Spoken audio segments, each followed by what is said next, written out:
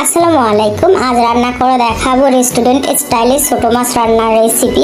চলুন রান্নাতে চলে যাই। এখানে চুলা একটি প্যান বসিয়ে দিয়ে দিলাম কিছু রান্নার তেল, আর দিয়ে দিব এখানে পেঁয়াজ কুচি।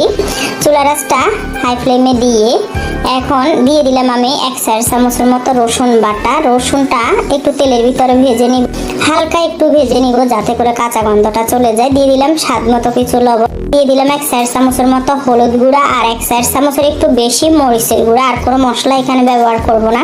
চুলা রাসটা একেবারে লোতে রেখে হলুদ মরিচ আর এই মশলাগুলো একটু কষিয়ে নিব। আর এখন একটু পানি দিয়ে দিলাম, এই যে এখানে দিয়ে দিলাম, দিয়ে হালকা একটু নেড়ে নিয়েছি, এর বেশি না। এখন ছোট মাছগুলো দিয়ে দিব। ছোট মাছগুলো দিয়ে খুবই আলতো হাতে আমি একটু নেড়ে ছেড়ে দিব যাতে করে মশলাগুলা ছোট মাছের ভিতরে লাগে। সাথে সাথে পানিটা দিব না, তাহলে কিন্তু সাদা সাদা হয়ে যাবে। আর এমনি একটু নর্মাল পানি দিয়ে দিলাম, কখনো ফুটন্ত গরম পানি দিতে যাবেন না, তাহলে মাছের গায়ে কিন্তু হলুদ মরিচটা ধরবে না, সাদা সাদা হয়ে থাকবে।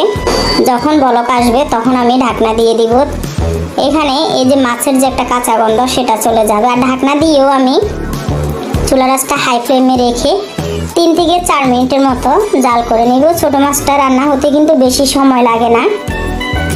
এভাবে একটু নেড়ে দিব, দিয়ে চুলা রাসটা মিডিয়াম টু লোতে রেখে ঢাকনা দিয়ে রেখে দিব 4 থেকে 5 মিনিটের মতো।